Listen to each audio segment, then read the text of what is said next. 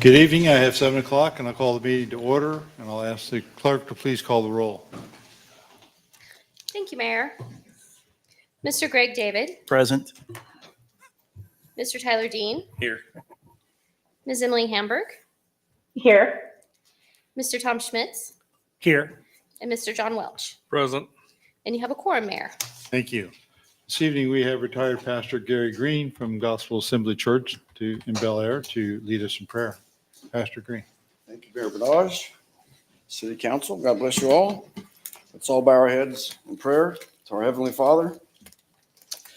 Gracious Heavenly Father, we come before you at this time of the City Council meeting with bowed heads, recognizing you as all divine. And we're so thankful we get to work under your providence and your guidance. We know having community leaders is a necessity, Father, but being one isn't easy.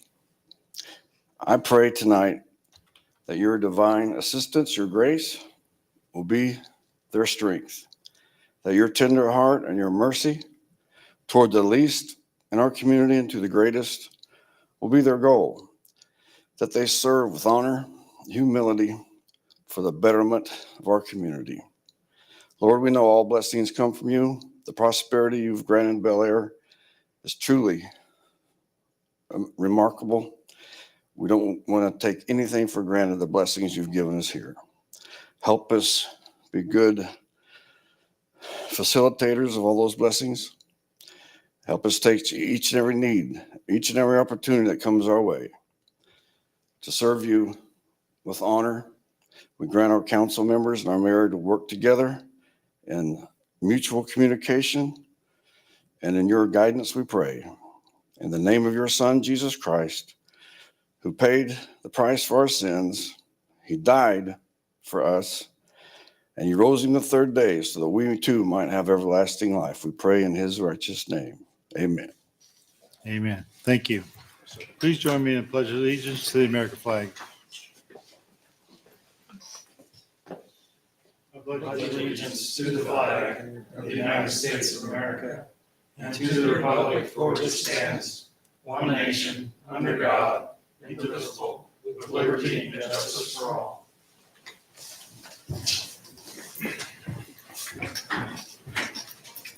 Next item is determine agenda additions. Do we have any additions to make to the agenda?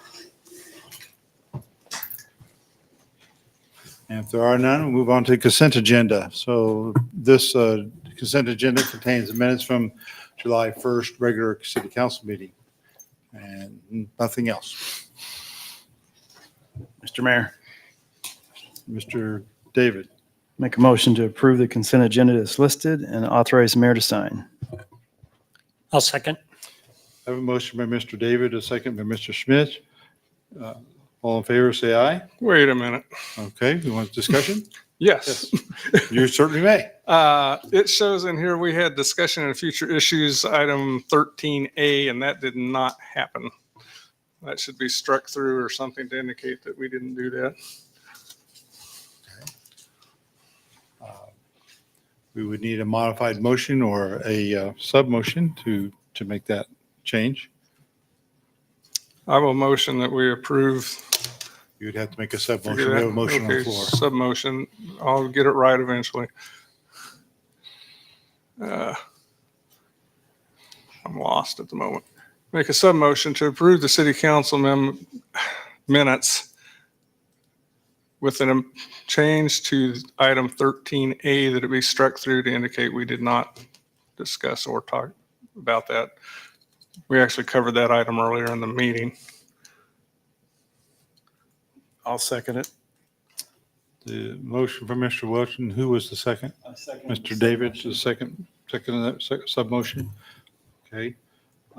Any discussion on the sub-motion? Hearing none, I'll call a vote on the sub-motion to strike section 13A. All in favor, say aye. Aye. Aye. Aye. Any opposed? And that motion carries 5-0, which makes the original motion moot. Move on to item 7. The appropriation ordinance encompasses expenses from the June 25th to July 8th expenditures amounted to $2,265,454 about, and of the reported expenses, $83,831 are infrastructure costs for new developments, and these costs are paid through special assessments. Mr. Mayor, Mr. Dean, I move we approve appropriation ordinance number 25-13.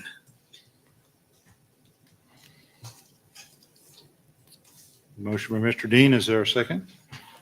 I'll second. Second by Mr. David. Any discussion?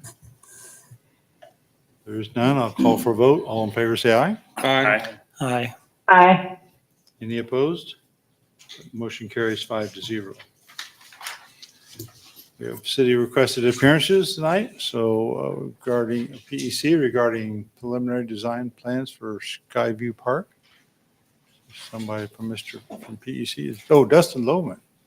Sorry, I had your name here. Just didn't pick it up. Fantastic. I'm Dustin Lohman with PEC. Came before you guys a couple months ago to present our preliminary plan. And we kind of had a good discussion about some potential changes or options you guys would like to see regarding the plans. And most of that was to try to reduce costs, but also to add off-site parking. And so we took the comments and came up with this new plan. And I will say it might be kind of confusing, but I tried to provide as many alternates as possible, given your direction. And so the first one was to get rid of the irrigation and the fescue sod to try to help reduce costs and future maintenance on the irrigation system. And so I took that out, put a cost estimate in the back of the program. So we took out the fescue and the irrigation, and we substituted buffalo sod, which is a long-term warm season grass that doesn't require irrigation. The only problem, as we start digging into the cost estimates, is that the cost of the irrigation or the buffalo sod is twice the cost of fescue sod. So whatever you're taking out in irrigation and fescue sod for the initial investment is going to be pretty much equal to buffalo sod. What kind of dollars are you talking about? So if you go to the cost estimate, I think sheet 2, alternate 1. Yeah, we don't have your presentation. Okay.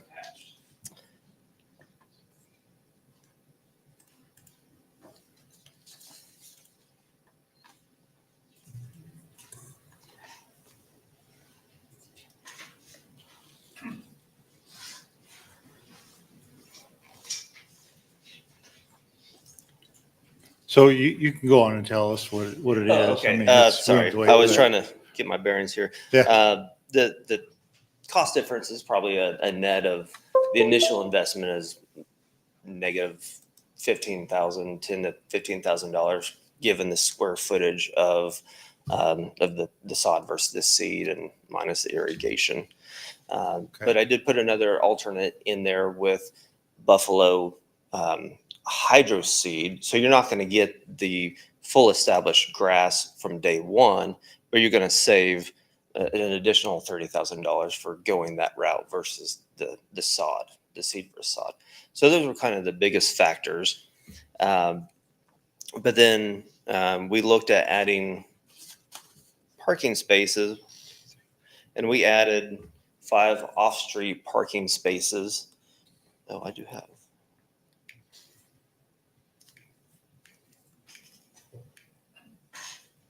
So on the north side, we added 5 off-street parking spaces, and we assumed that one of them would need to be an ADA stall, along with a subsequent sidewalk to take people from the parking lot to the playground. And so I did another cost option alternate with adding in the off-street parking spaces. And So those were kind of the two biggest factors that we looked at. Everything else kind of remained the same.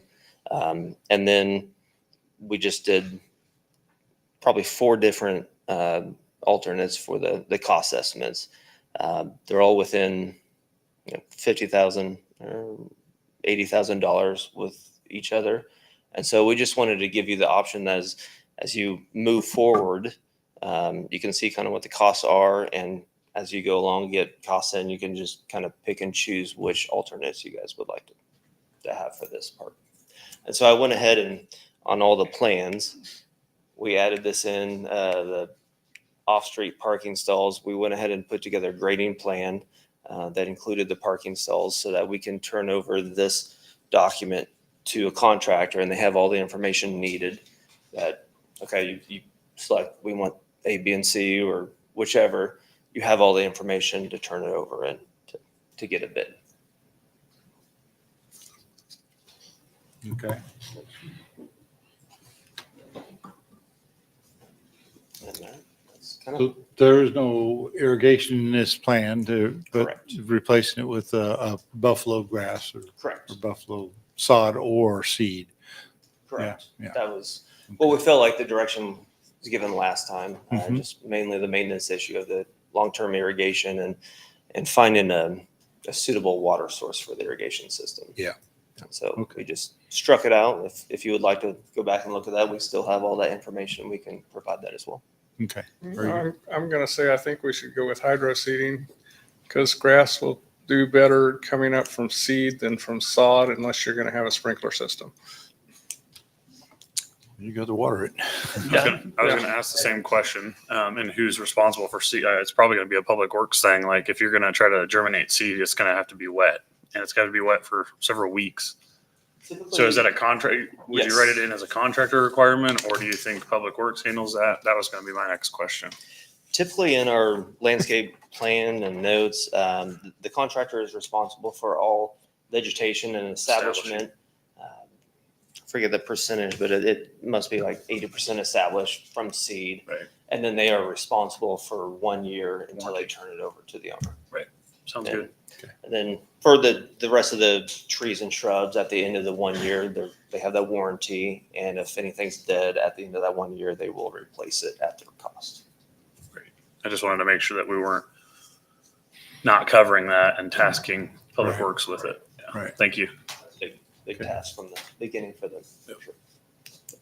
And a majority of this work, we'll talk in the August workshop about, our CIP, where this fits in. But I was a little surprised with adding the parking stalls. How much did that add again? It wasn't as much as I thought it was going to add. You know, I think it was, and I'll send this out and update the meeting packet with his presentation. so what we have for the kind of the base bid is with sod, which adds, it's kind of a net zero between the fescue and the irrigation.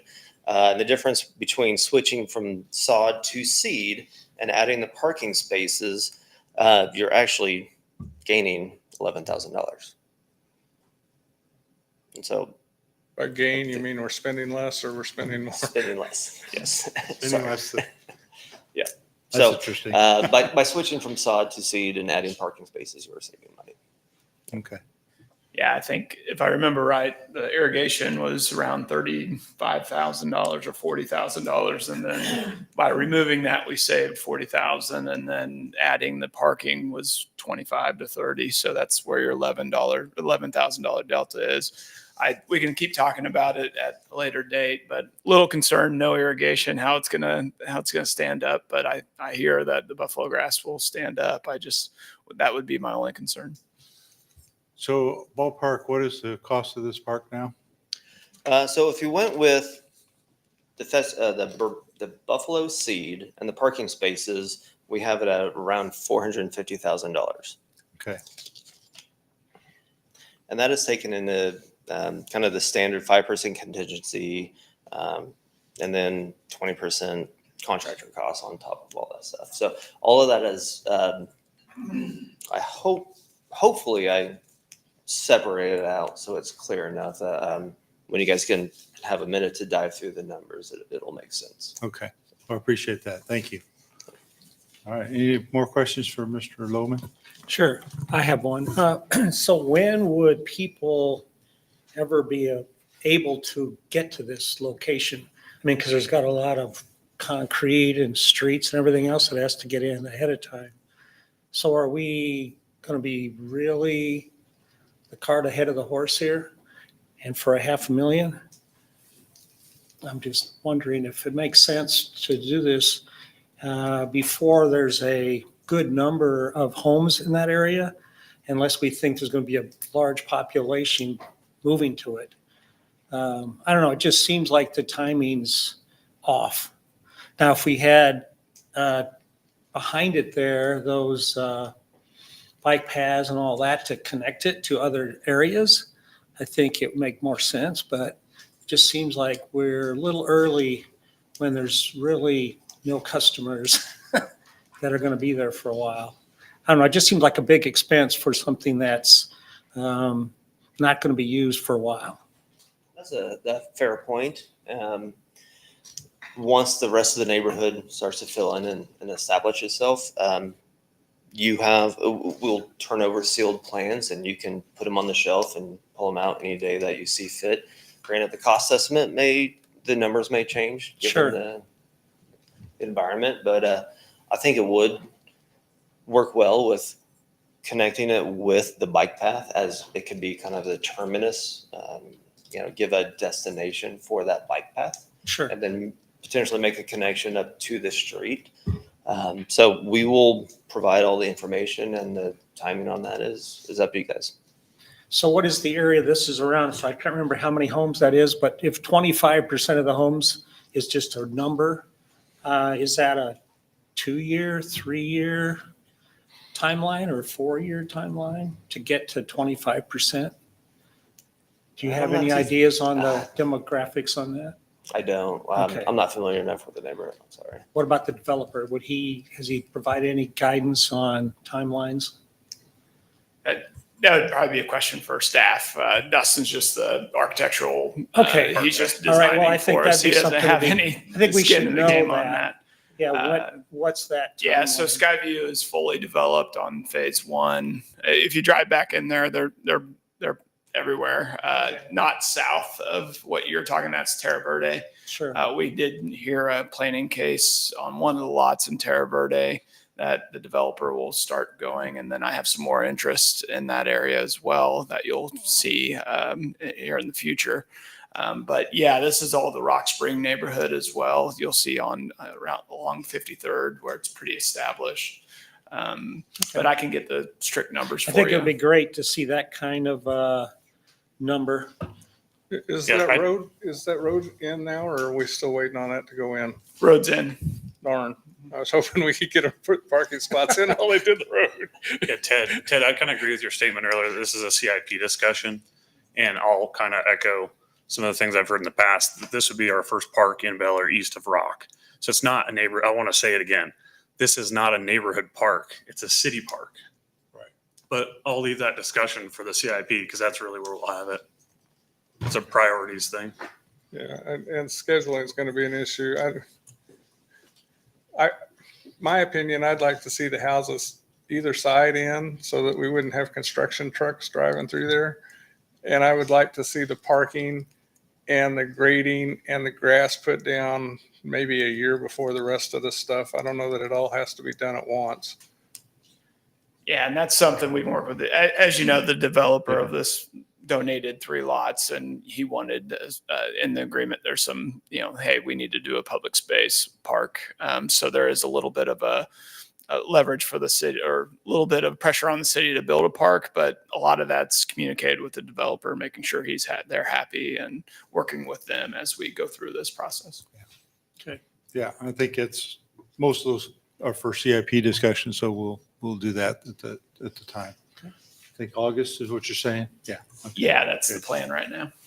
Okay. I would also like to add that for the parking lot design, we did the kind of the standard design where you would go in and rip out all the brand new curb and gutter and put in brand new curb and gutter all the way around it. And we selected concrete because if they're going to be out there for, between the curbs and everything. Just because if they're going to be out there with concrete, they can just do it all. You might save money on asphalt, but I think there might be another solution where you just leave the roll curb, because that's what everyone has as their driveways. And above that, beyond that, for the parking lot, you just do kind of a concrete slab, and then do maybe a couple wheel stops or something. So there could be savings looking at that option as well. But it just depends on what you want to do, what you want the look of it to be. So I like your alternate. I was actually going to ask about that because we're not putting in traditional 4-inch curbs anymore around town. Nobody's doing that.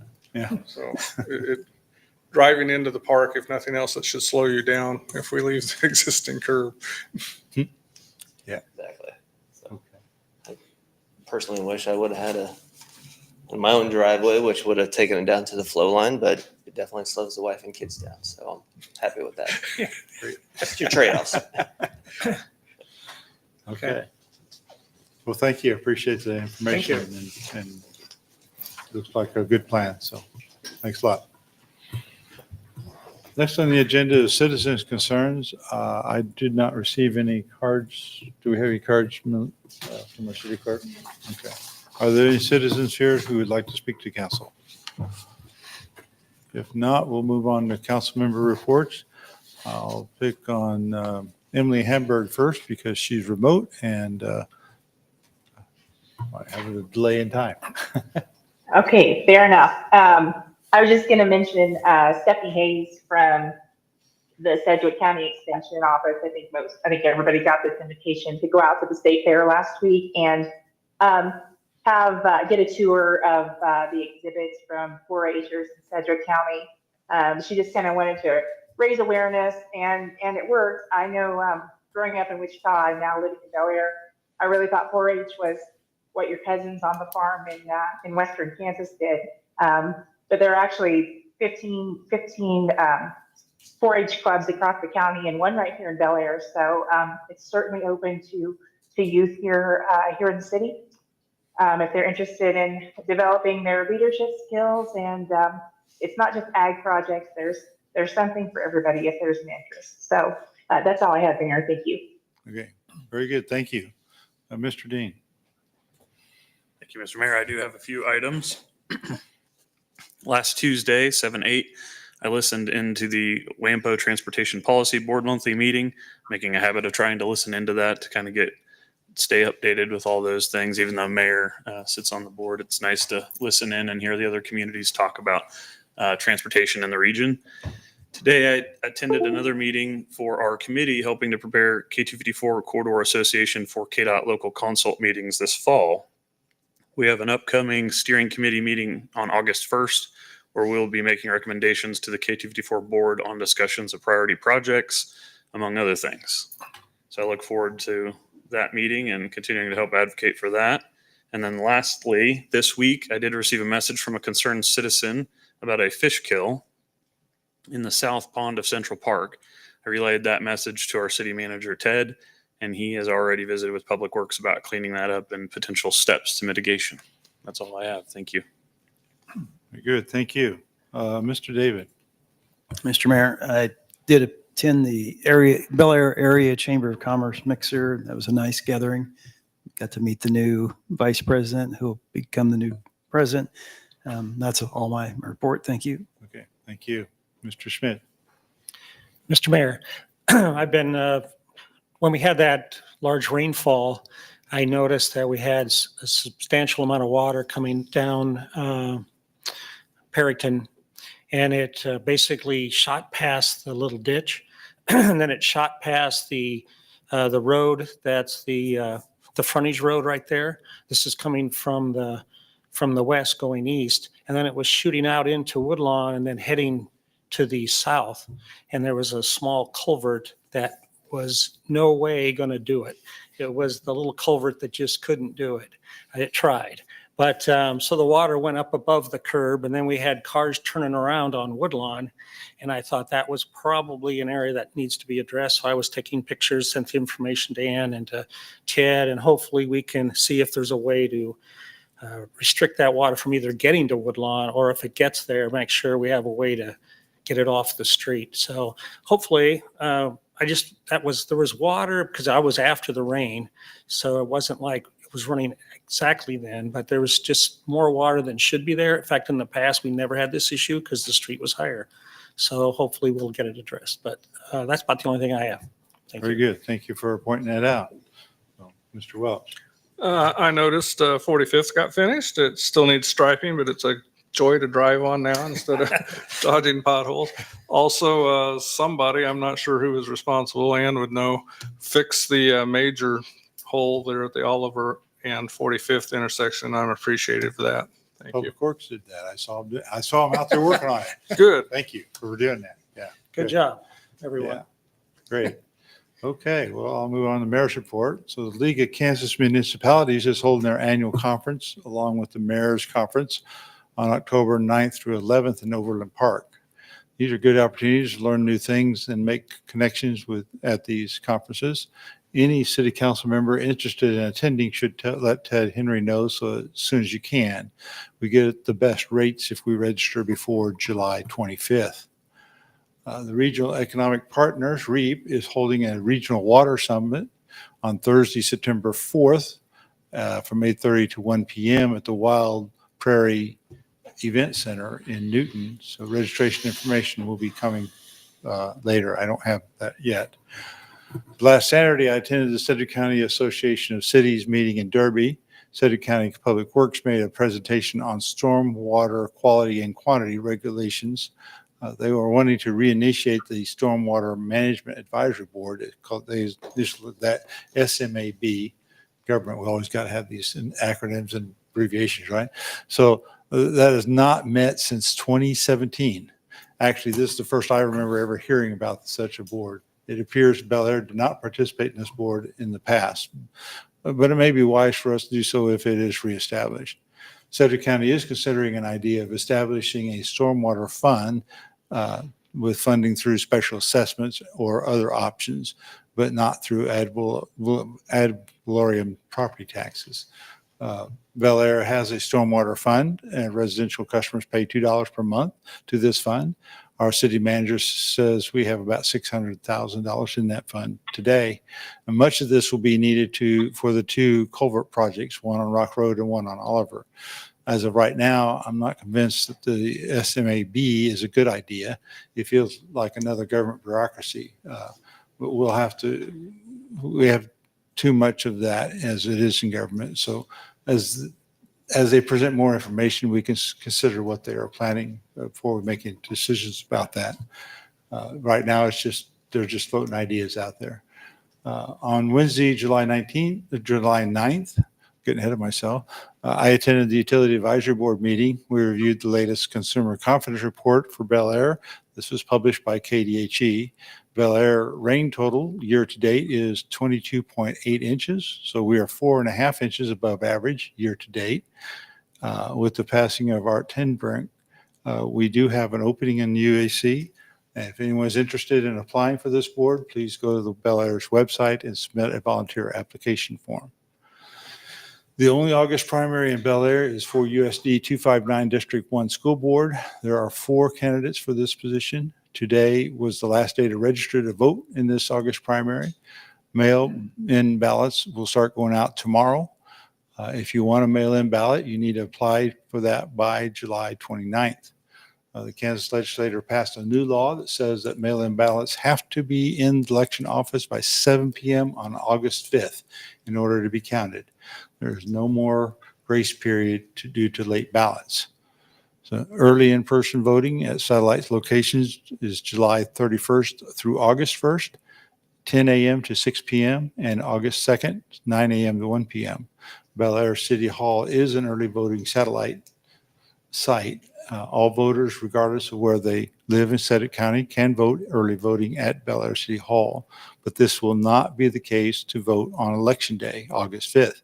You must vote at your assigned polling location if you vote on August 5th.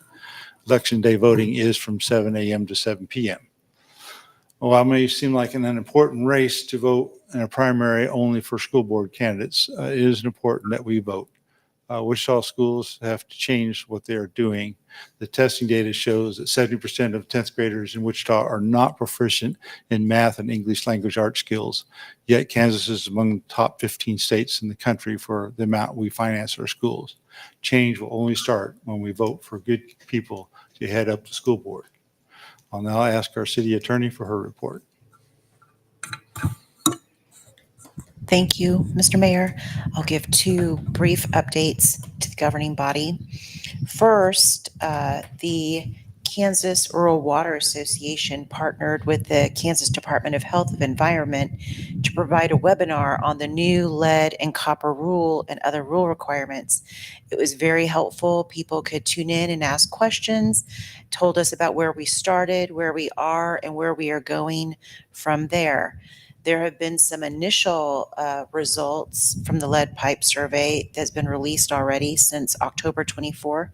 Currently, the state data estimates that approximately 17,000 lead pipes still carry water from public supplies to private properties in Kansas. This was significantly fewer than expected by the EPA's estimate of 54,000. So this is far below the National Resource Defense Council's estimate. This was a very good surprise. As a result, a PowerPoint presentation was provided. Speakers gave opinions on what are the next steps. One of those next steps is by January 30th of 2029 for individuals, if they need to make any replacements to any lead specific portions of those pipes, that those be conducted. That if all of those results have not been turned in, to make an effort to gather that information. So I found it to be very helpful. I appreciated those two agencies working together to let us know where we're at. Also to let the governing body know that slowly but surely we are going through committees to provide COMA training and CORA training, so everyone knows about communicating with one another and any documents that would be available if an individual made a request through CORA. All right, thank you. We'll move on to city manager's report. Thank you, Mayor, Council. Short report tonight. As we look at the tail end of our 2025 street maintenance program, I always like to say, boy, we've been doing a lot the last 2 years. It felt like 2 years. Some say 3. It's kind of straddled the fiscal year, but I wanted to put up a map that just shows all the areas we milled and overlaid in 2025, microsurfaced in 2024. And then, of course, we did the reconstruction of 53rd Street. So that's a lot of investment. We did about $1 million of microsurfacing, almost $2 million in mill and overlay, and another, I think, almost 1.5 to $2 million for 53rd Street. And that was all in the last 2 years. So that's a pretty good indicator of what we do as a city. We're really focused on public health, which is our water and sewer system. We're really focused on public safety and public transportation. And I think that's what our budgets reflect and what our actions reflect.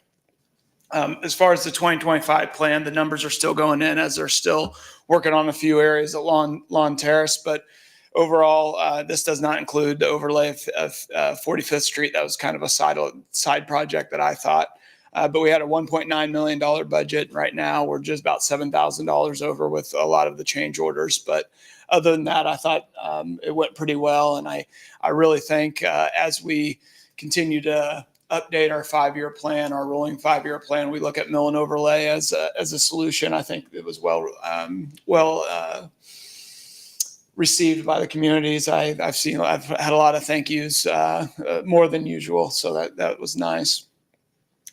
Speaking of our 5-year plan, in the last 5 years, the last 2 to 3 years, if we continue down our plan the next 2 years and do what we said we're going to do, 63% of all our streets will have a significant upgrade. That's something that not a lot of cities can say. So I reminded with Pastor Green said in his prayer, city leadership, being it is not easy. And it's very true. We've done a good job, I think, of the local streets and getting them as best we can with our budget limitations. So thank you, Mr. Mayor. The last thing, on July 26th from 8 to 10, Eagle Lake Park cleanup. If anybody wants to attend out of the community, should be a good event. Thank you. Ted? Yeah. Could you give us an update on the culvert replacement on Rock Road? And do we have a schedule yet for the one on Oliver?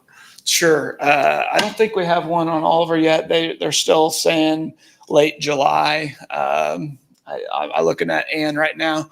I know from some weekly updates last week, the Rock Road, I believe Tuesday, they're gonna, today maybe, they should have been asphalt on it, and but they needed to cure the concrete for several days. So I think A week. yeah. Yeah. So I think by the end of this week, is that right, Ann? I'm not sure. Yeah. I was gonna say that I went by last night and it had asphalt on it last Okay, night, good. but they still had the road closed. So I didn't know what they had left to do. Yeah, I got an update on Friday, so I imagine they're a little ahead of the game. But That's good. I'll provide an update when I get one tomorrow. Thank you, Mr. Mayor. All right, thank you. Appreciate the information.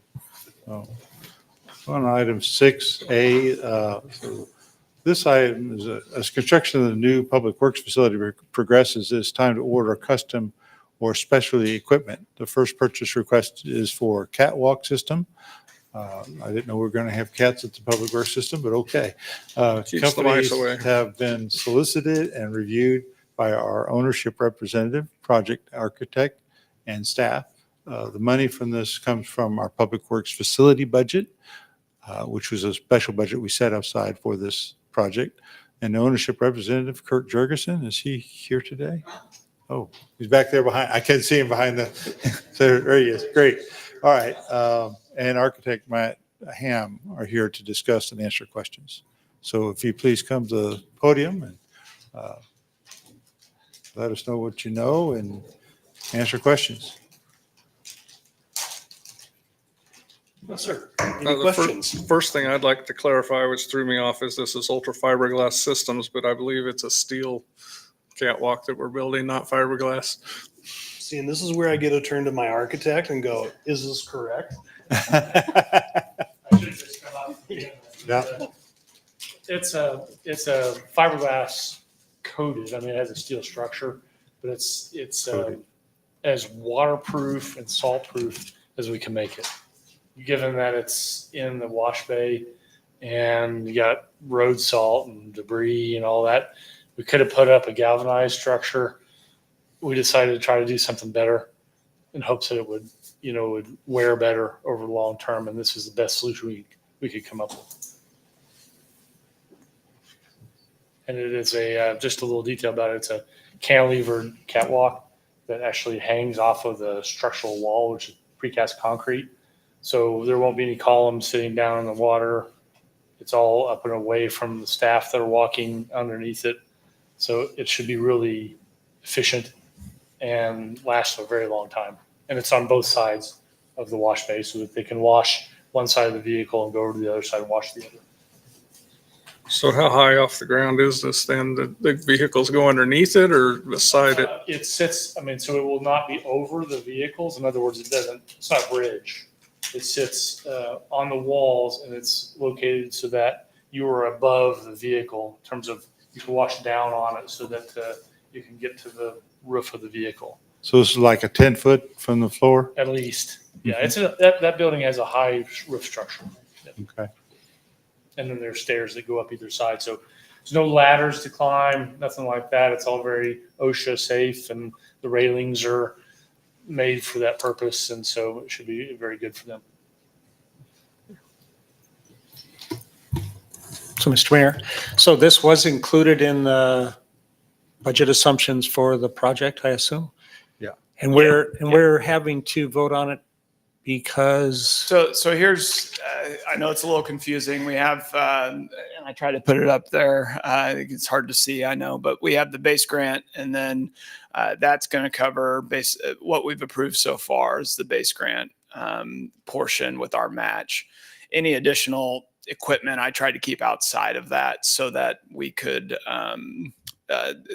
pay for it at, it's kind of a separate project if you think. pay as you go kind of thing? Well, yeah, it's just more of it's a cleaner system when you're reporting to the federal government. You can just give them, hey, here's what we spent with the base grant. And then equipment wise, we're going to have to buy, the next agenda item, the wash bay, I believe will be coming up soon, or the washing equipment, and that any other equipment that we might want to purchase for this particular property. So Ted, just to clarify, this is budgeted. There's a line item for Correct. equipment, and it is not a part of the construction contract.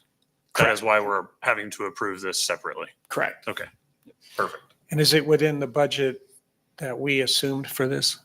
Yes. Okay. The overall project. Overall, yeah, I understand. Okay, thank you.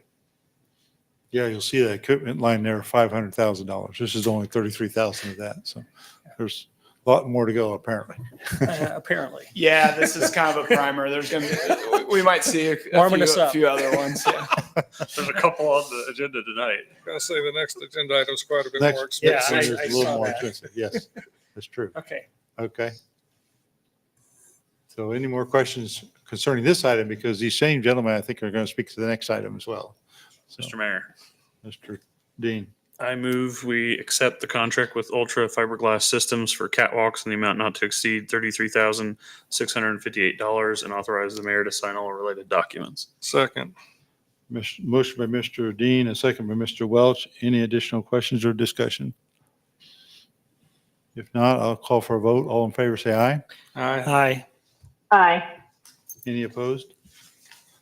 That motion carries 5-0. And then the next item is related. It's requested for fuel center equipment. Again, companies have been solicited and reviewed by the ownership representative and the project architect and staff. Like the catwalk, the money from this project, from this comes from the Public Works facility budget. So Mr. Kurt Jurgensen and Mr. Matt Ham are here to discuss this as well if you have any questions.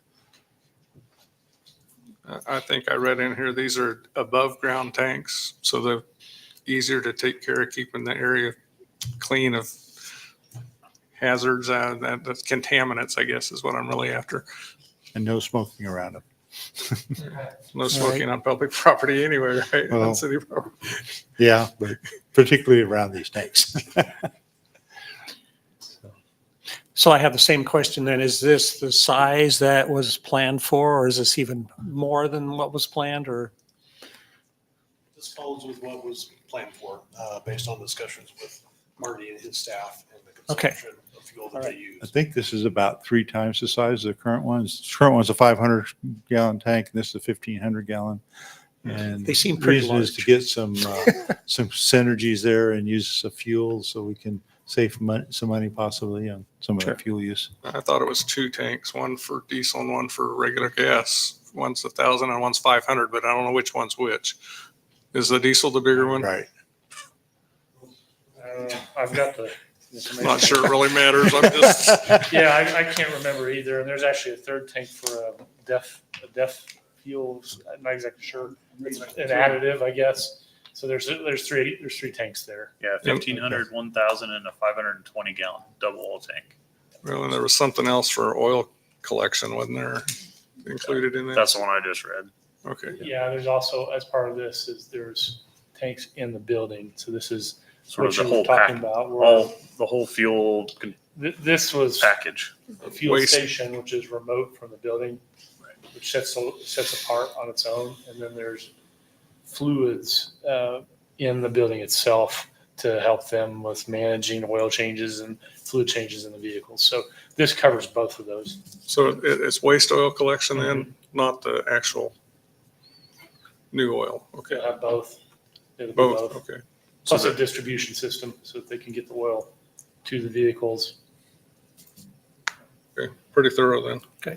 So kind of similar question to what Tom has asked is the 209,431, is that number around where we ballparked the budget for this equipment? Yes, I believe so. We've been playing a plus and minus with, Sure. with all. the Sure. There's numbers. always a little bit of, We feel it's an adequate number. Good. Especially with the other numbers that we're starting to see come in. Cool. So it's getting balanced out. good deal. Thank you. So if we approve this, we'll have spent about half that About equipment half. budget. Yeah, Yeah. We'll be back with probably. We'll be back with 4 more, yeah. darn. Mr. Mayor, Miss Hamburg. Mayor touched on it, but Ted, can you talk a little bit more? So I understand it now, the police department goes and fuels up like at a local gas station with a special card. Is the police department in every vehicle now going to fuel up at these tanks? I think the plan right now would be that the police department, I'm sure, would utilize this program to our highest gasoline users in the city. I'm sure we'll keep the fuel cards for a period of time just to make sure we can balance things out. But yeah, that's part of the design, is to get a little bigger tank so that we can have some cost savings when it comes to fuel purchases in the future.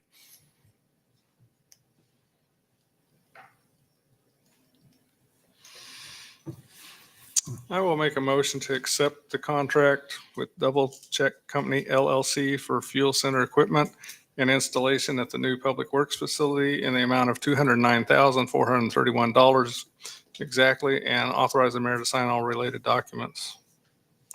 I'll second. I have a motion by Mr. Welch, a second by Mr. Schmitz. Any additional questions or discussion? Mr. Mayor, I did have one question. So aside from what we're currently doing at our existing facility, this is a similar setup. It's just larger.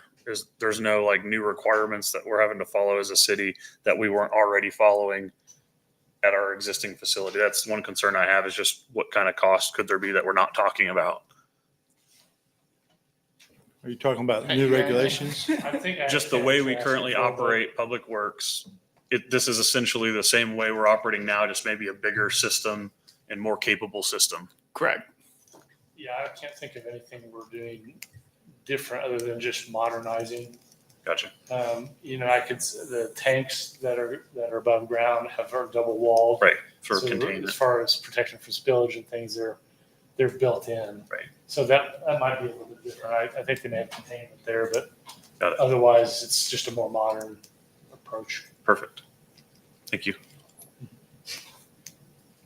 Any other questions or discussion? If not, I'll call for a vote. All in favor, say aye. Aye. Aye. Aye. Any opposed? The motion carries 5-0. Thank you, gentlemen. Next item is a purchase request from Public Works Department for a trailer-mounted portable pump. The city currently operates 6 lift stations, each equipped with 2 pumps. When these pumps experience failures due to age, mechanical, electrical issues, or unforeseen circumstances, the city relies on rental companies for backup pumps to maintain system flow. Over the past 5 years, we have rented portable pumps 16 times, totaling just over $35,000 in rental costs. So Marty McGee, our Director of Public Works, is here to discuss and answer any questions. So I did have one question. I tried to call you earlier, but I didn't get through. What about the opportunity to just buy a backup replacement pump so that if one fails, you can just replace it with a backup pump? You can do that, but you have different volutes, which are different size pumps. The volutes are the bottom part of the pump that go down into the well. So every one of our lift stations have a little different pump in it. So I won't be able to take it like out of 53rd Street, go down the web and just drop it in without changing the volutes on the bottom of the wet well. So that would be an issue, I think, if we had to do something like that. All our lift stations except for Sunflower have the capability for, bypassing. So with these pumps, the one we're looking at right now, you would drop that down in the wet well.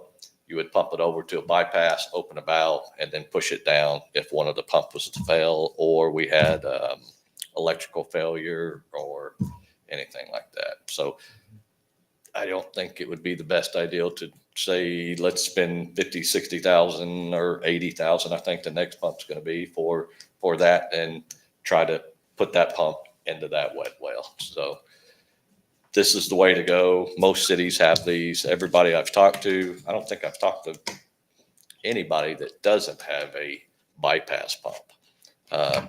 Derby, Keachai, Park City, everybody has these pumps. I honestly don't know how we've got by without We've rented it. You've We rented spent $35,000 on renting one of these. This is good to have. This is emergency situations like the last storm we had, 53rd Street, lightning hit, blew out the transformer. We were without power for 2.5 days, I think, 3 days. The SCADA system didn't do what it was supposed to do. So we had an issue there and it didn't turn the generator on and we had some issues. We should have had a bypass pump. This bypass pump that we're looking at right now has the capability of just running on diesel fuel. It's actually has float system hooked up to it. And it also has a, basically it will go to our cell phones and tell us, hey, it's running, it's not running. It will shoot you a text and say it's overheating, it's not doing what it's supposed to do, or it is doing what it's supposed to do. It's the same thing that the pumps that are in our lift station right now. This is basically what this will do. Those floats will drop down in there. You can set them wherever you want them, and that thing will kick on and kick off whenever and So however. this has its own fuel source then? Yep, It's not it's, dependent upon electricity, Nope. external electricity or anything else? It's diesel. Okay. It's All right. just straight diesel on these things. Mr. Mayor. 85 gallons of fuel cell, and that should run probably a day and a half. Okay. So Good. Mr. Mayor, Mr. Dean? I did have a question. Marty, I did read your public works report that kind of dialogues all of the stuff that happened with the SCADA and the power off and on. And Yeah. so I certainly can appreciate the thoughts to having something in those moments. The one question I had was, if we buy this is something that needs to be ready on standby 24/7. So do you have an idea of how much it's going to cost per year to make sure it's maintained well and it's ready to go? Because I don't see buying this and just letting it sit around for 10 years. You're probably going to have some ongoing costs with it. Do you have an idea what that would be?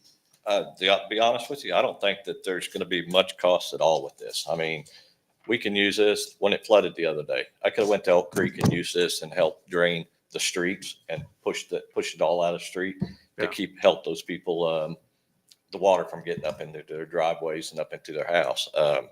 We can use it at just all kind of stuff. There's many ways we need to use this. With the sills and everything that these things have on them, we're not gonna have much maintenance cost on these at all. And another thing is that if we do have a problem with it, we can go right down to United Rentals. I've already had this conversation with him because we've had a couple in the past, but they work on it right there. It's in and out, so Gotcha. we're not going to have any issues. I think the minimum cost on this to keep it up and running it's going to be minimal. So I've got a couple of questions. How often would we have used this in the last year? at least 3 times that I know of. Okay, and so what did we pay for the rentals those 3 times? I'm still renting one and 15, 30, about $4,000 something already on the rental on that for those. So, and I'm still, you can figure another 2,000 on the one at that 53rd Street right now. So until the new pump gets here and gets put in place. I got the data in front of me. So Marty's right. Since 2020, in 2025, we've done 2 rentals, 2024, 1, 2023, 6, 2022, 4, and then 2023 rentals. Okay, my thought process on that question is that it would be better to let the rental company maintain the equipment than for us to have it sitting there idle for months on end and hoping that it works when we need it. Yeah, and These these are a lot of questions I asked Marty, and some of the good responses why you're seeing it tonight is most of the time our lift stations fail at inconvenience times, meaning Saturday night at 2 a.m., Friday night at 2 a.m. And I think I asked how many calls did it take, and it took 3 calls to get a rental out to the lift station. So that's one of the reasons why you're seeing this tonight. And the other is some of the ancillary benefits we have from having it. The other one, we just we just brought on a new public works employee who's kind of specializes in sewer. He runs our sewer camera, helps run it with Adam. And he was flabbergasted why we don't have one. So those are about the three reasons why you're seeing it tonight from me. Everything else is up for the debate if you choose to go with it or not. But that's kind of why I was when I heard that from Marty, I said, okay, let's talk about it. And the other huge question, our pumps keep failing because they get stuff in them that's not supposed to be in the sewer system. Will this pump handle that? Is it a chopper pump like we're doing with the others? Well, it will carry up to a 3-inch solid. So a 3-inch solid is what it's going to take to plug that. So, and what do our current pumps compare? let's put it this way. You throw a 2x4 down there, it's going to suck it up and spit it through. If you throw a sheet down there and it clogs up in the one ball, it's probably not going to suck it through. It's going to stop. Just like that's why all our chopper pumps and stuff are doing. It's clogging up with like a sheet or shirts or whatever. That's what's the main problem we've been having. These bypass pumps are going to set in the wet well. They're going to set above. Most of the time you can lift that hose up and take off whatever you're going to get. It has a screen around it. So just a metal screen that goes around the hose. So you can pull it up out of the ground. You can remove that debris, stick it back down there, and it's not going to get the truck and pulling, the whole pump out and trying to do that before it lifts up and fighting all the sewer and all that. It's basically drop it in, pull it out, keep it going. Okay, so I thought I just heard you say that our chopper pumps are still clogging up with stuff. No. I said that's what causes the chopper pumps to clog up, where we have to pull them and remove stuff like that. Big mop heads, shirts, towels, stuff like that. Sheets. We having that problem? We've had it once since we've restarted replacing this stuff. And that was beginning of the year, I think. And that was 53rd, wasn't it, Ron? So we're getting stuff in there that's even too nasty for our extra special pumps. Okay. We have gone around this town and checked manhole after manhole, trying to figure out what's open, where the stuff's coming from. We've been to the facilities, talking to people, letting them know, this is what we need to do. We've introduced ourselves. We have done a lot. And and Becky from Burns McDonald, I think it is. And yeah, okay. Well, you're not going to stop. I was under the mistaken impression that our chopper pumps were taking care of everything that was going down right now. So let's say 99% of it, it takes care of it. The biggest issue right now is the power failures that we've had, the SCADA system that we're dealing with. That's for a different day. You guys you'll hear all about that later. I don't want to go into that right now, but the power failures is the biggest thing. And if the SCADA system doesn't say, hey, kick on the generator, we don't know anything about it. It's not showing us a code saying, hey, it's not working. That's what happened the other day when we had this rainstorm and we had an issue at 53rd Street. And I don't want to go into much detail on it with live TV and stuff like that. But we took care of that. But with this pump, we could have been right over there. We could have stopped this issue and we would have had no problems. yeah, So but you just told me you wouldn't have been right over there because it didn't report that it was down. well, we would have been right over there as soon as we found the issue. Let's put it that way. Yes, you're right. But it took about 4 hours to get a pump over here. So call after call trying to get the thing here. In the middle of the night, you can't. If they give us their numbers and say you can call me any 24 hours a day, that's not the case. So.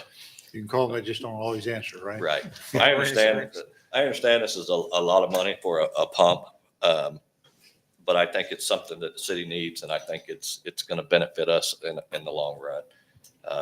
I don't think it's going to hurt sitting, especially in the new building. It's going to be sitting inside. All our equipment's going to be sitting inside after we move over there. That's going to stop all the dry rot from the sun, the UV rays, all that stuff. So, Well, that's another consideration. Should we wait until the building's built before we buy this? all I can tell you is the longer you wait, the more they go up. 2 years ago, I went through this trying I'm- this. I'm not worried about that, but Right. your building currently is full. I don't know where you're going to put it that's not outside until we get that other building built. So I get I don't want equipment sitting outside that we just spent $60,000 on. It's like a farmer buying a combine, leaving it sitting outside instead of building a barn for it. I understand it. I understand it. I'm okay with whatever you guys would like to do. It's been 2 years we've been trying, that I've had this on my list to purchase this. Marty, there's nowhere to put it in our current facility. In the barn, maybe we can move some stuff out and put it in the barn. Move one of the dump trucks. We got dump trucks in the barn right now. We can move that out and put it in there. And we got our truck sitting outside. So And we got our truck sitting outside. I'm not in favor of buying it if we don't have a good, safe place to put all of our equipment. Okay. That's my main objection. We're scheduled to have, into September would be our public works facility being, and that's fine. We can bring it back up. I just giving you a time frame. So what's the terms on this price that you have, the quote that you have? How long can you wait till you have to execute? That's what I did last year, 2 years ago.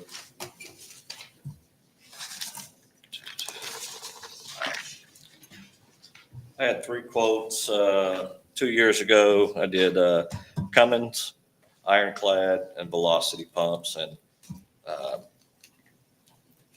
Cummins was like $67,000, but they no longer sell these pumps. So Ironclad was at 81,000, and Velocity was at 73,500, and these pumps just keep going up every year. I mean, So my question was, you have a quote from United Rentals right now. 30 days. So how long is that quote good for? When's 30 the days. last date? 30 days. When does that start and end? This was on 6/23 when I got this quote. 6/20, so we have till July Close. 23rd. Okay. Yeah. And I'm sure they would honor the quote again if I go back to him and ask him, hey, can we do this again? And I'm sure he might say, hey, it's going to go up a few dollars, or I can guarantee it's not going to go down. Marty, To Mr. Welch's concern, would it be feasible that we could approve this tonight with a delivery in late September? They could, Mr. Mayor. but he says if it's approved, it can be shipped in 2 to 3 days. So it's right here. So he doesn't have it on site. No, that's what he said, 2 to 3 days, and within 3 to 4 weeks, it would be here. Okay. So, but I could delay that if you guys said, Well, I just kind of spitballing, addressing Mr. Welch's concern about it being sitting outside. And we're saying Public Works building, the new building would be occupancy of late September. Maybe we would be wise to just go on and purchase it for delivery in late September or early October. Mr. Mayor, Mr. Dean. can I ask another question? So the pumps that you said that we have on, that we're using right now, how much longer are we going to be renting those? we probably got another month on that before our actually pump that you guys purchased for our 53rd Street lift station. So let me ask a Right. follow-up You question. got an immediate demand for it, is what you're saying. Let me ask a Yeah. follow-up question. Yeah. Which is, how soon can that get here if we order it to replace that rental? Within 3 to 4 weeks. So I'm not as concerned about 2 months of being outside. If we think our city needs this, and it sounds like we're a large enough city that needs this, I'd be in favor of moving forward so we can start seeing instant savings. That's my take. 2 months of being outside isn't gonna, I'm sure you're gonna find a way to put it inside, would be my guess. But 2 months of having a dump truck outside, our squad cars sit outside every day, all day. I'm not worried so much about, you'll figure that out. I'm sure you got the shiny new toy. You're going to figure out a way to put it in the inside somehow. You'll probably end up moving something out that's maybe older and not as nice.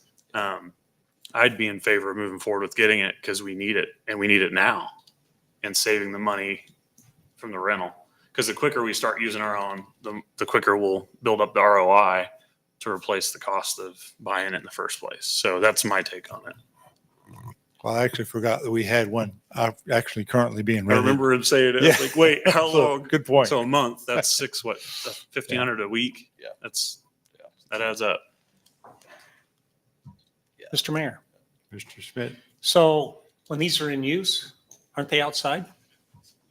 I didn't think we had roofs over the top of all the sewer lift stations.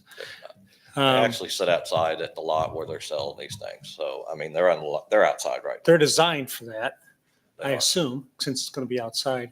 Another thing I was going to ask about, do we have redundant pumps in these lift stations? They're not redundant. There's two, but they're not redundant. Right, right. Oh, well, that's interesting. Okay, I didn't realize that. And then I also noticed there's these contracts that says when we buy this, there's 3 years, then you can buy an extension for another year, another year, another year. So what does that mean? What am I buying? What contract is that referring to? Give me a little more detail. Well, when I was reading through all the information, it says there's a 3-year contract on the device. And they said you can buy 3 extensions, but what is that? What is it that we own it, I assume? Right. So is there a contract with this rental firm to maintain it for that time and you can buy an extension to that? I just didn't know what that was referring to when I read through the information. I was trying to figure out, is there some connection with us and them when we do No, this? I'm gonna be honest with you. I didn't read that, don't understand that. I would have to ask him a little bit more about I was that. just curious what that was. So. No, I don't know anything. So when about we that. buy it, you think we've got it outright and they can maintain it if we need it. They can work on it if there's a problem. Right. Is what, okay. Uh, All right. Live and learn. I have done that in the last year and a half, and I'm doing my part to make sure if the city purchases something that we are able to get to somebody that's going to work on Sure. this, and we're not going to have an issue. Ted, you might talk about this. I think what he's referring to is the purchasing through Sourcewell Oh, to get that pricing, the preferred pricing. I think that's what you're referring to. that might have been what That's you what were I was talking wondering about. Okay. because I read through it and I thought, just want to make sure I wasn't missing something that's important. Okay. So from my understanding, Sourcewell is a contract that the city deal with. We've been dealing with it since 2014 or 15. We can purchase stuff through Sourcewell, and Sourcewell actually does our work for us and gets the lowest bid for Okay. whatever. So where they compare apples to apples and they say this is the lowest price and they guarantee this is the lowest price anywhere you can find it. Okay. So that's what Sourcewell does. So Right. that keeps us. Thank from you. So doing Ted, is that 3 tied bids. to this purchase or is that just a general thing? It's a cooperative purchasing, so they Yeah. leverage all their members to get the most competitive price. And it's kind of, if you read the staff report, Marty already checked on all the area ones, so we know we have a low price. That's Yeah. just the form of purchasing. What we're doing is we're using the cooperative, nothing Yeah. too crazy. A lot of cities do it. Okay. Thank you. Mr. Mayor, Mr. David. motion to accept the contract with United Rentals Inc. for a purchase of a trailer mounted portable pump in the amount not to exceed $65,568.56. Authorize the mayor to sign. I'll second. Motion by Mr. David, a second by Mr. Dean. Any additional questions or discussions? Hearing none, I'll call for a vote. All in favor, say aye. Aye. Aye. Any opposed? I'm opposed. That motion carries 4-1.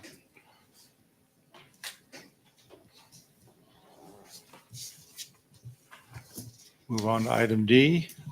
This is several water mains need replacement due to aging infrastructure and reoccurring breaks. And these include Kruger and Harding from 46th to 48th Street, Batten from Kruger to 48th Street, and Glendale from 46th to 48th Street. The current water mains are 4-inch cast iron pipe that will need to be upgraded to 8-inch PVC main to allow for accurate pressure and flow throughout the subdivision. The overall pipe length is projected to be 3,922 linear feet of 8-inch PVC pipe with 6 new fire hydrants and 8 new shutoff valves. All services will be converted from 3 3/4 inch service to 1 inch service with poly materials. A sample station will be installed on Kruger with this project, and 3 mains chosen in advance with the 10-year replacement plan. City Engineer Ann Stevens and Director of Public Works Marty McGee are available to discuss and answer any questions. I don't see a bid table. Did we only get one bid or? No, we, Well, there it is. we got quite a few. It's under the staff report. Well, I didn't. I thought there was read one. through all this. Well, it's in the staff report. It's not included in the document here or anything. So I was. Yeah, the And- bid table's on page 240 of the agenda packet. And it's not, even this one's not spelled out what the add alternates are. If you look on page 240 of the agenda packet, it shows the bid tabulations. The base bid is from Kruger and Harding from 46th to 48th. Alternate 1 is Batten Street from Kruger to 48th. Alternate 2 is Glendale from 46 to 48. And so the base bid is alternate blue, is the blue line on the screen. The alternate 1 would be the red line, and then alternate 2 is the green.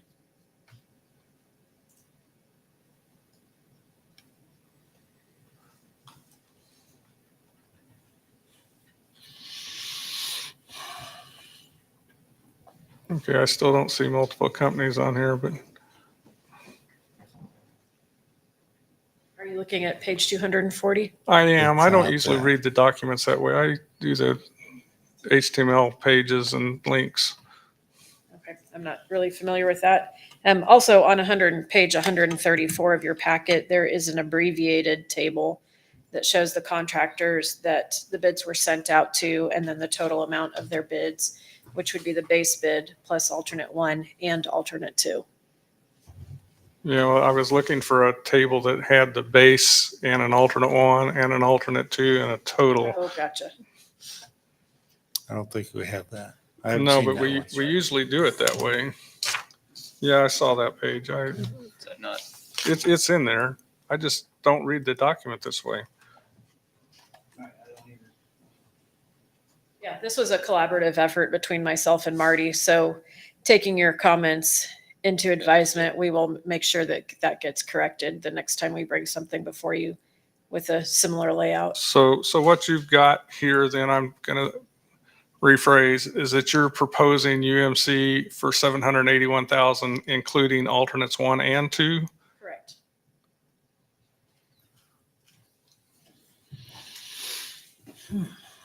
And that would be done this year, and we have the line item budget to cover all this, correct? That is correct. Yeah, so in 2024, we didn't do any water projects. And so this is kind of the combined effort of 2 years, kind of like our street maintenance program. I think there's a little over 600,000, but we have enough in reserves on the budget to cover this. I talked to Barry. Okay. I just was Mr. Mayor? confused. I don't have anything against it. I just was confused. Ms. Hamburg, Can you comment on, with the street maintenance work we've done in that area, how this would disrupt that, or what this work would do with that new work? interesting that you asked that question because I did ask that of our city manager, and I'll defer to him to explain that situation. I asked the two at the podium, so I'll defer to them. And they said it would not affect. Comes around, goes around. No, this is all set up to be directionally drilled. There will be bore pits here and there, but the bore pits will be on the edges of the street and not within the street. So this should not affect any of the street work that we have just done. Okay, thank you. That's a question. That's a very important Just keep question. asking that Yes, question. I was gonna tell you, UFC was here. If you had any questions, he could come up and talk.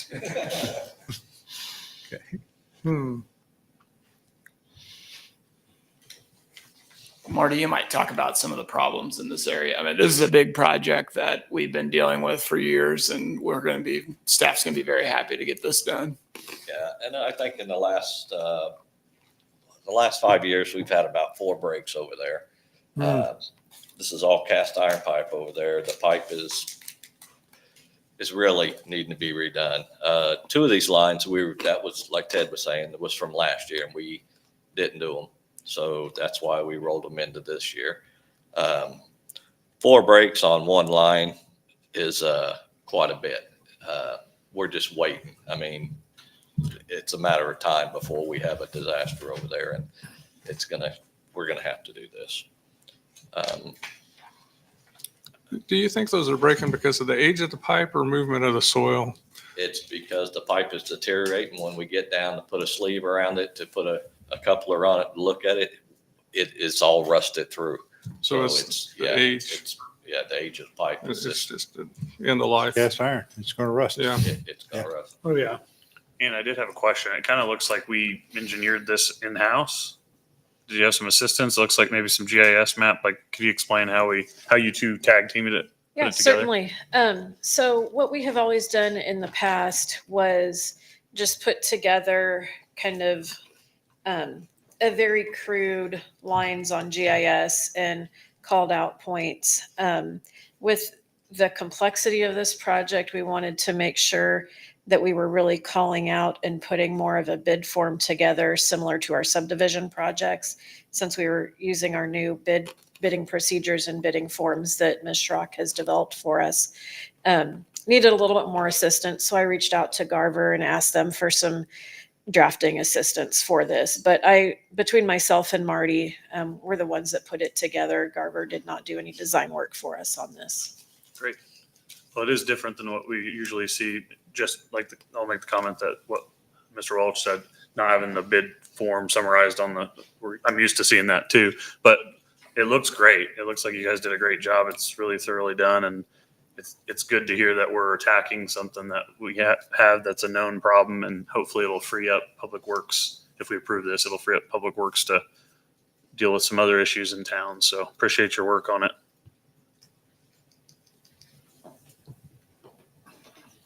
So sorry if I missed it, but what is the time frame on getting this work done, and how disruptive will, I know it's not going to affect the street, but how disruptive will it be to the people in the area?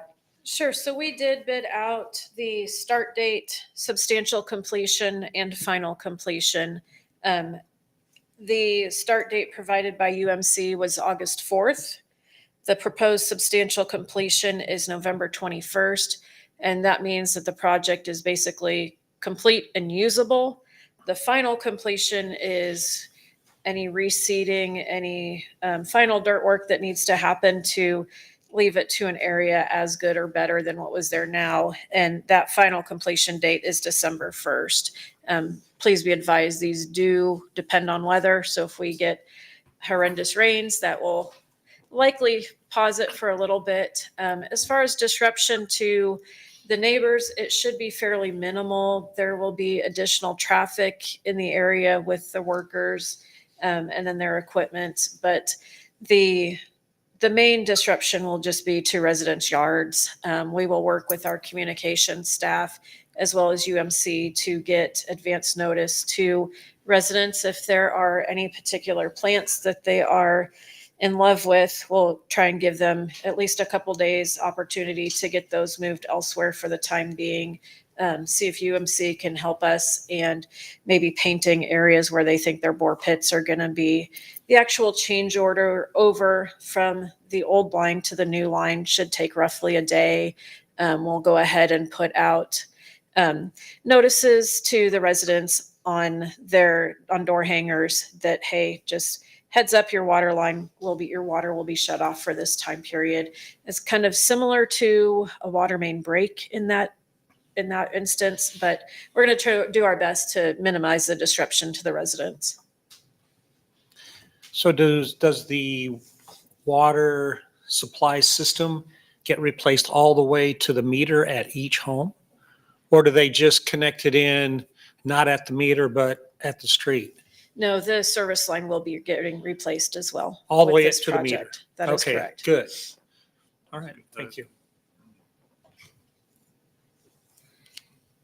Mr. Mayor, Mr. Dean, I'll go ahead and move that we accept the base bid from UMC for the water main replacement on Kruger and Harding Streets from 46th to 48th, including alternate one water main replacement on Batten Street from Kruger to 48th Street, and including alternate two water main replacement on Glendale Street from 46th to 48th, and the total bid amount not to exceed $781,000, and authorize the mayor to sign. Second. a motion by Mr. Dean, a second by Mr. Welch. Any additional questions or discussion? Hearing none, I'll call for vote. All in favor, say aye. Aye. Aye. Aye. Any opposed? The motion carries 5-0. I'd like to move to executive session. Ms. Catherine Klemsky is here. And so that would be item 12A. And we would like 30 minutes.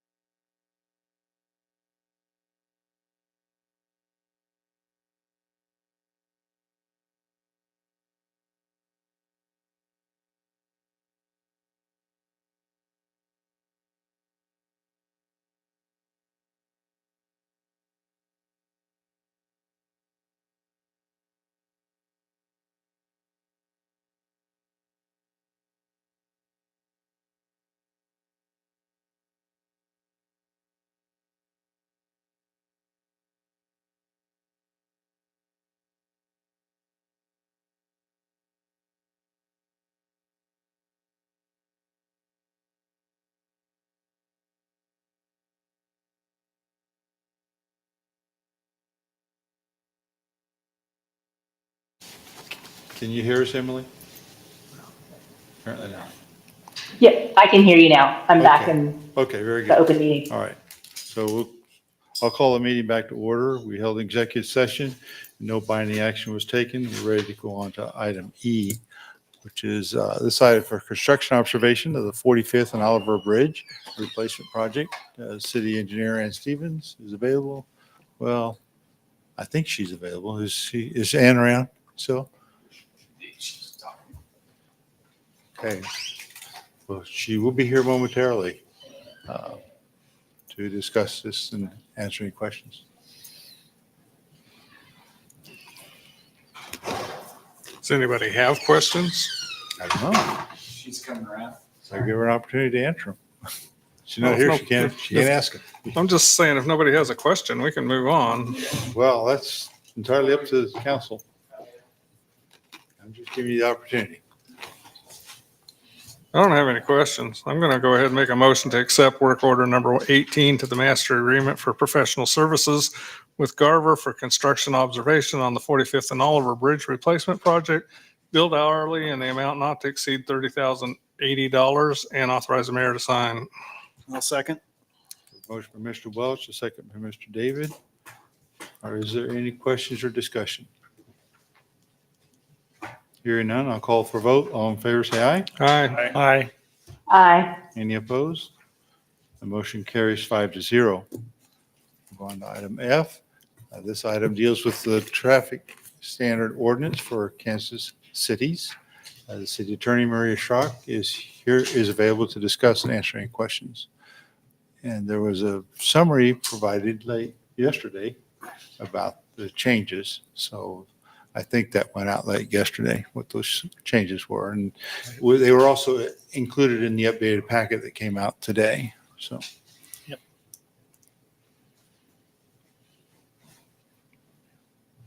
Any questions or discussion on standard traffic ordinance? I'll make a motion to adopt the ordinance incorporating the 52nd edition of the standard traffic ordinance as presented, and authorize the mayor to sign. Second. Motion by Mr. Welch, second by Mr. Dean. Any questions or discussion? Hearing none, I'll call for a vote. All in favor, say aye. Aye. Aye. Any opposed? That motion carries 5-0. Item G deals with the Uniform Public Offense Code for Kansas cities. And again, the city attorney, Maria Schrock, available to answer questions.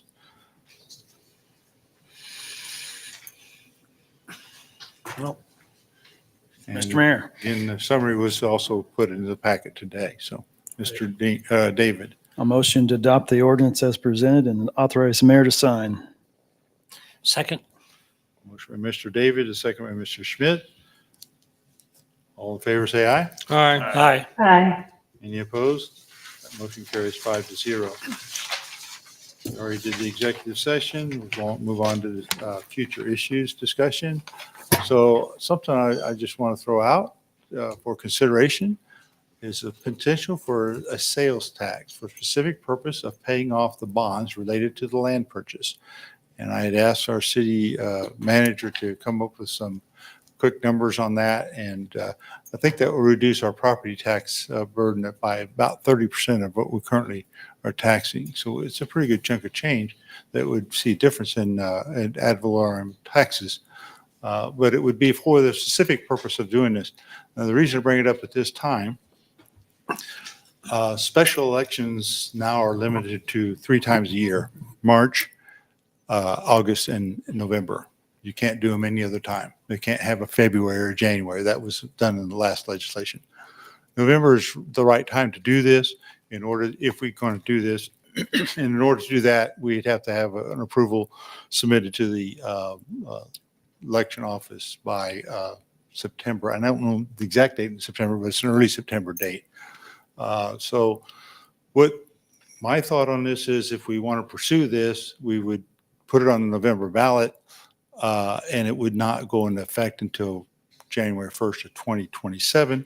And then we would know in our deliberations for the 2027 budget cycle if this was going to be effective for our 2027 budget, which we will do next year in 2026. And then we would say, okay, we can reduce our ad valorem tax burden by this amount of money because these particular bonds, which I think there are two, is that correct, Ted, still related to this land purchase? No, it'd just be one. It's just one bond? Yeah, Okay. yeah. Okay. So this bond is going to be paying out until 2034. And so it will burden the budget until 2034 unless we do something different. And that's the reason, I've said before, I'd consider sales tax if you had a specific idea, purpose for it. But I don't want to just do it just to say, oh, we're going to reduce property taxes because over the years that won't happen. You'll end up just merging the property taxes up anyway. And so that becomes just a game we play, and I don't want to play that game. So that's why I would say this would be the specific purpose for this, to pay off that one bond. Okay, I've got a question. If there's for you. interest in that, if there's not, we just won't pursue it. You said that would reduce the property tax levy by about 30%. You mean after the bonds are paid off, not simply by passing a sales tax? Because I don't think a sales tax is going to bring in more than a couple $100,000. It's 620,000 a year. That's what Barry's latest update from the Department of Revenue would be. And what's our annual debt service on that particular bond? 1.2 million On that bond? on that bond particularly. Okay, so it wouldn't cover that bond No. in those years. So we wouldn't be able to actually reduce ad valorem taxes No. 30%. We'd be able to do something about half Yeah. of that, it sounds like. So we'd Yeah. have to crunch some more numbers. Yeah. Yeah, that's why I'm asking that, because I didn't think it was going to pay that off. Okay. So that's fine. That's, I'm not saying we shouldn't do it. I don't know if I'd approve the sales tax for that purpose. Yeah, my initial thought is that we should discuss sales tax for another potential purpose, which would be looking at some things that could be in a 5-year plan if we had more revenue, and allow our citizens to decide, do they want a new rec center, or do they want us to spend more money on parks, which we cannot absorb in our general budget. We just can't. We can't do that and do roads and do. So I guess there's an option there of what would you use the sales tax for? One could be to lower property taxes. One could be to do some of those types of projects. But that was going to be my suggestion, was to look at some of those things and think about putting that on next fall's, not this November, but the following November, because I think if you were to do a project like that, you would want to get the community involved. You'd want them to help vision that out and have their buy-in before you put it on a ballot. So.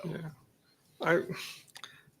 If I was going to do a sales tax, I think I'd like to do it for a specific issue that, other than this bonds, I'd like to do it for parks and the rec center, like you mentioned. I think if I was going to do a sales The tax, quality of life type thing. yeah, I think that would pass. I don't know that people are going to pass it to pay off bonds early. We can certainly get some input Well- between now and whenever we talk about it again. I guess one of Hopefully- the reasons why I share that is I have heard that from people. I've heard people talk about how our rec needs an upgrade. It's too small. It's old. I've heard people talk about, man, it'd be nice to have better parks and do some of the things that some of the other communities doing. It would be nice for us to move forward things like the bike ped plan that has 3 phases for the path. You mentioned that park that's not going to be connected. What a way to connect a park is to build the path. So those are things that take revenue, and we don't have enough in our general budget. I would love the opportunity to ask the citizens, do you want these things? And if you do, then this is a way we could generate the revenue to provide those. okay, so think about a couple things. One is, if you did it for the bonds, it would be something that you would do just to reduce property taxes by that amount. Right. Okay. But, if you don't want to do it if you want to do it for other specific purposes, okay, that's fine. But let's think about the timing. No, absolutely. In August of next year, you have a major campaign going on for changing the Supreme Court. Right. In November of next year, you will have a governor's race. Right. Those are big races. This will get overshadowed by that. in all the discussion, this will be forgotten about, and you won't get the citizen input that you want. November's your best chance. November this year is your best chance, okay? To get there and there, for them to really be thinking about this, because they're going to think about those other issues and they'll overwhelm this. I know visiting with Barry, and I've asked Barry several times, and I wish he was here today to kind of talk about this. I thought this would be a future thing when we talk CIP, and we can talk about it more at length during the CIP discussion, because I was going to bring it up then, because there are some things that we could advance on the CIP list. But Barry's input from his experience with a former city that went through a similar process, and really visiting with other cities that have passed these, there is a piece of public engagement that needs to happen. They need to see the vision of the project you're going to build with this for it to get that type of support. I guess I would not want to just throw it on the ballot to see if it passes. I would like to go through that process. I'd like to engage some folks and get the word out. So I don't know that I agree with you, Mayor. I think if this issue is a big enough deal for our citizens in Bel Aire, quality of life, that next fall would be fine, as long as we took those steps and pushed it out to the community and got the engagement. I see where you're coming from. Yeah, I'm But just to saying me- it's going to get dwarfed. But to me, it's more of a community focused issue. And I think our citizens are great at engaging in voting. I think we're one of the better communities when it comes to percentage turnout. And I personally believe that we would get interest in buy-in. Now, whether it's yes or no, I don't know. That's their decision, but we would have the appropriate amount of time to engage and then let them make that decision. That's theirs to make. Once we pass the sales tax, how long would it take before it became effective? You decide that in your proposal. And Ted, what's your take on timing? Are we too late to put it on a ballot this fall if we did want to go that direction? I mean, I tend to agree with what Barry, I mean, I think you need a vision, not Community. just Parks and Rec or yeah. I think Jim's would probably be an easier sell, meaning vision wise. The thing with Parks and Rec, and what Barry's discussing is their rec center / pool. You know, they're able to push that out there. Let me ask this a different way.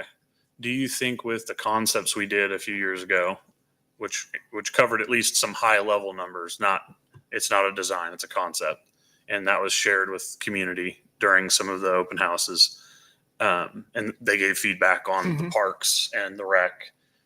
Do you think we have enough put together already to at least describe in general terms what we wanted to do with that money and the bike ped plan phase 1, 2, and 3, that we could at least pass a specific sales tax, or are we not far enough along to define that yet?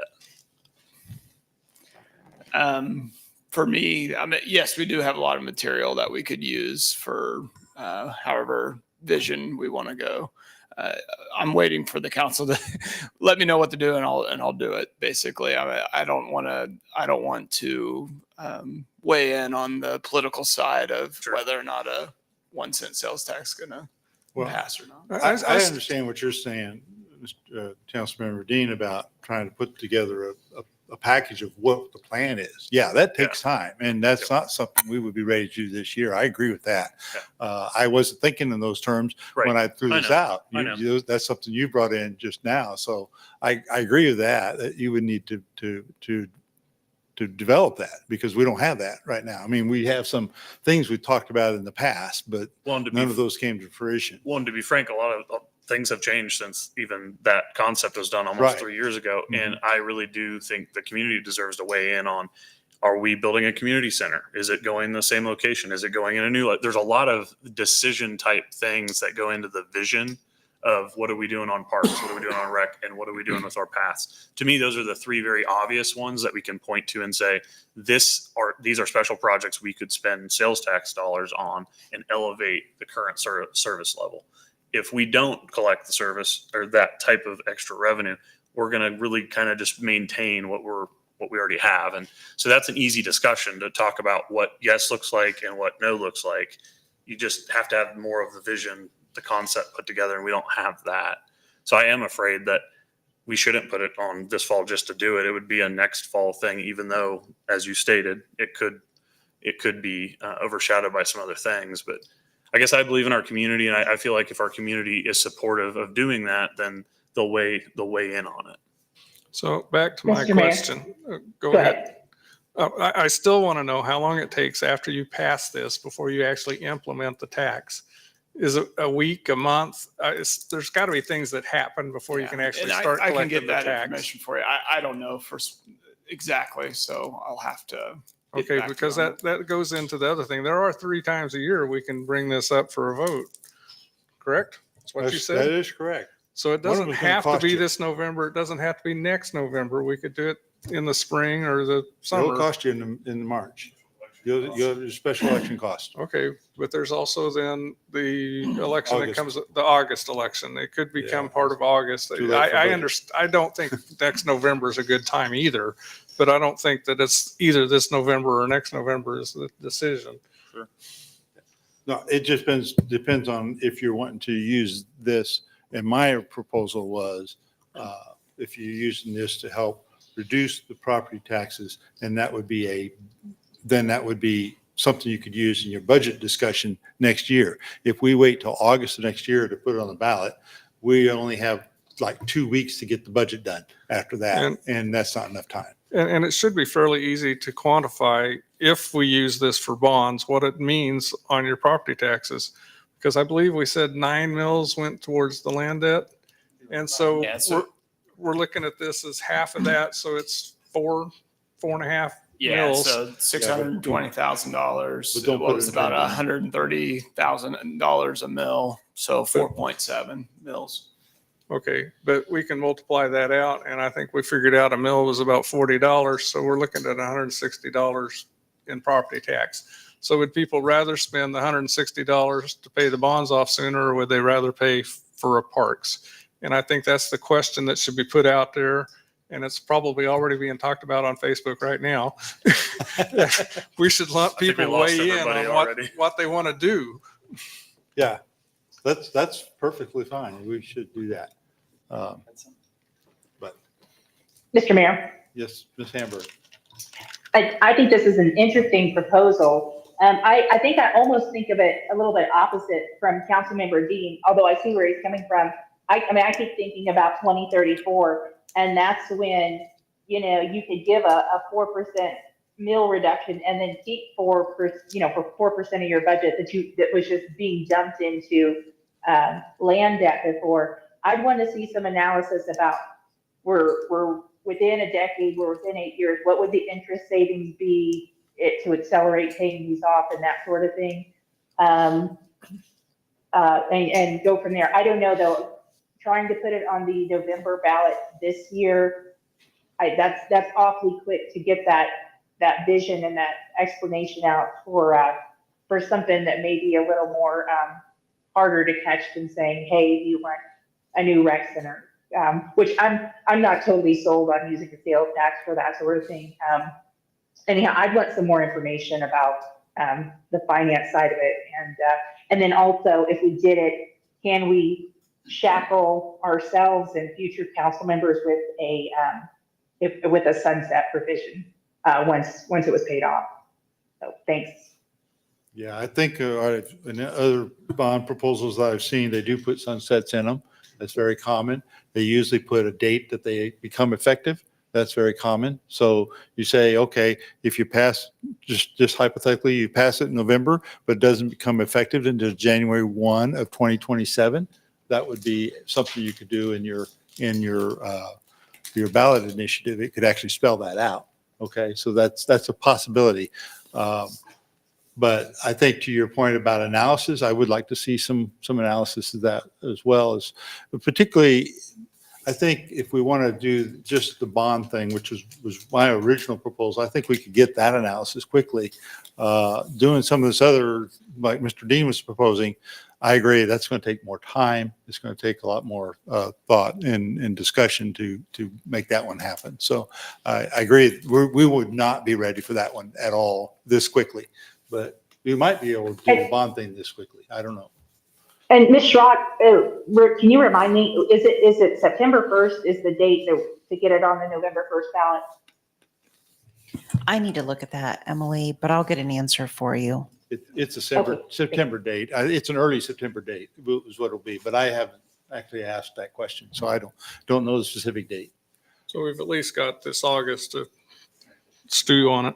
Yeah. The other question I had for Ted, I thought in the past we were prohibited at this point from paying early on the bonds. Was that just because it didn't really save us any interest, or was that part of the bond documents?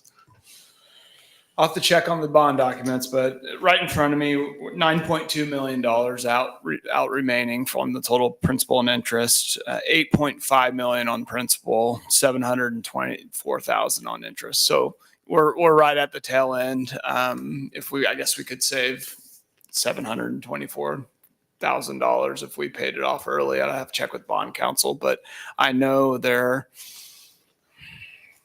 trying to think. We refinanced this in Rates are 2021, and I think we left the door open to be able to refinance, but I'll have to double check. Or not Okay, refinance, pay off so early.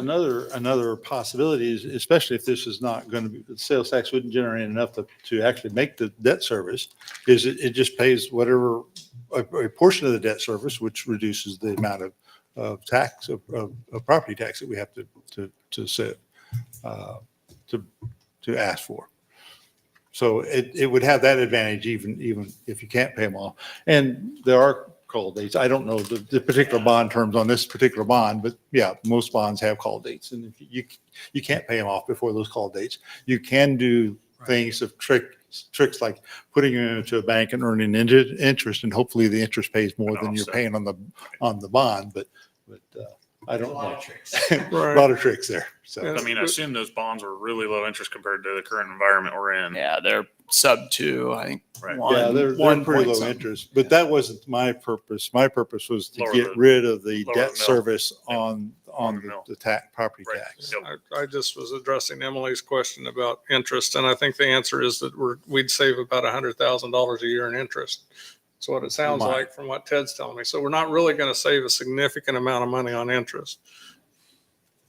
And that wasn't my proposed Yeah, purpose I understand. anyway. But okay, that's fine. We're talking about other facets of Right. the same That's good. question, so we need to answer them. Oh, that's good. Okay. So if we want to think about that, we'll ask for some more numbers for that to kind of refine that better, and maybe we can pursue that. And then if we want to pursue some of Mr. Dean's suggestions, those will take longer time. So Can we throw something on Facebook and say, this is something we're talking about doing? I know we'll get a lot of snipey comments and everything else, but you will. Hey, Yeah. polls get engagement. Ted probably won't want to put that one on there, though. I'm sure that'll go. well, I'm thinking kind of That's like not going to be a net. the volleyball court. Yeah. It really didn't end up making a difference, but at least people weighed in on it. Yeah. It was kind of It was a almost little bit even 50-50. on the. Yeah. It was pretty even on that one. Yeah. But we might see 100% for parks and 0 for bonds. Is it something to where would you like to see a 1 cent sales tax for property tax relief or Parks and Rec or not at all? I mean, that's where I want to try to be fair to everyone here. That Problem is the vision of what you're doing with the Parks and Rec isn't built. it isn't. Yeah, so you don't have that and that's vision. and that's It's what too- I it's too that's why I vague. That's kind hard of to sell. caution against the poll online because it's kind of a difficult. Yeah, it's too And vague. who knows, having this conversation tonight might spur some comments as well. So Okay. Okay, All we right, beat that well, horse pretty well. Thank you for your input on that. And we'll I see had to where- say it. see where It was the goes. time, right? I was No, that's waiting good. till CIP time, and we can talk more then. But Well, I understand bringing I was it kind up of caught off sooner. guard by Mayor making that suggestion, so I had to throw out my side of the coin. And No, there's Yeah. nothing And wrong with that. That's fine. I've brought that up before that we could do a sales tax for parks. This is not a new idea. oh no, it's No, not. if you're, it has to be very specific about what you're doing. I agree with that. That's fine to make that proposal. So, Well, and we're okay. looking at 700,000 for one park. So, that's a year's sales tax right there. Right. Yes, it is. Okay. Well, next item on the agenda is adjournment. So do we have a motion? I motion to adjourn. I'll second. I have a motion by Mr. Welch, a second by Mr. Dean. All in favor, say aye. Aye. Aye. Any Aye. opposed? Too bad. Motion carries 5-0. We're adjourned. See everybody in 3 weeks, I think, if I remember right.